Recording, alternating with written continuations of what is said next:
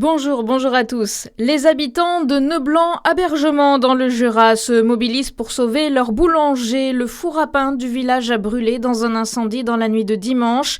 Depuis près d'un an, le four à pain avait été remis en service pour un habitant du village passionné de boulangerie. L'incendie serait de nature criminelle. Il a tout perdu. Une cagnotte a été mise en ligne. Sébastien Lecornu cède pour sortir de la crise politique. La réforme des retraites mise en pause jusqu'à l'élection présidentielle de 2027.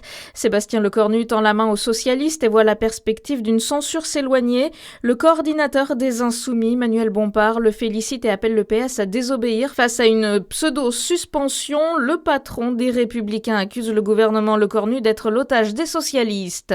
La CGT du Doubs réclame, elle, l'abrogation de la réforme des retraites. L'âge légal pour partir est donc gelé à 62 ans et 9 mois et il faudra avoir accompli 170 trimestres pour partir à taux plein. Pour le syndicat, selon les chiffres de l'INSEE, un quart des ouvriers de ce pays décéderont avant 62 ans. Ce n'est pas acceptable.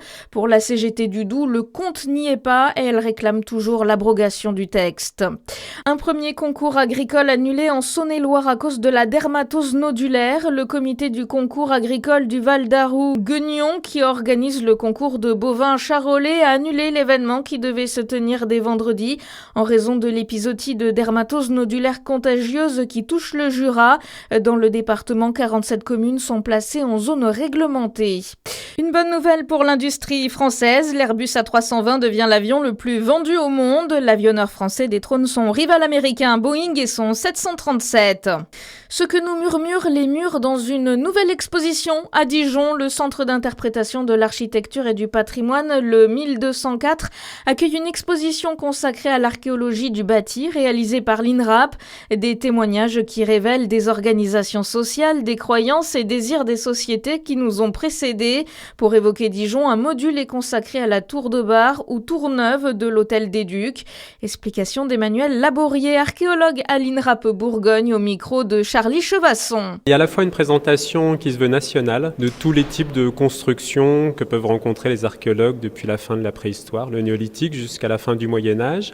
Et puis pour ce qui est de Dijon aujourd'hui, au 1204, des panneaux spécifiques à l'étude de la tour de bar qui fait partie de la résidence des Ducs de Bourgogne et qui est intégrée maintenant au musée des Beaux-Arts. On s'intéresse évidemment aux matériaux, on essaie de comprendre d'où ils viennent, donc comment ils ont été transportés.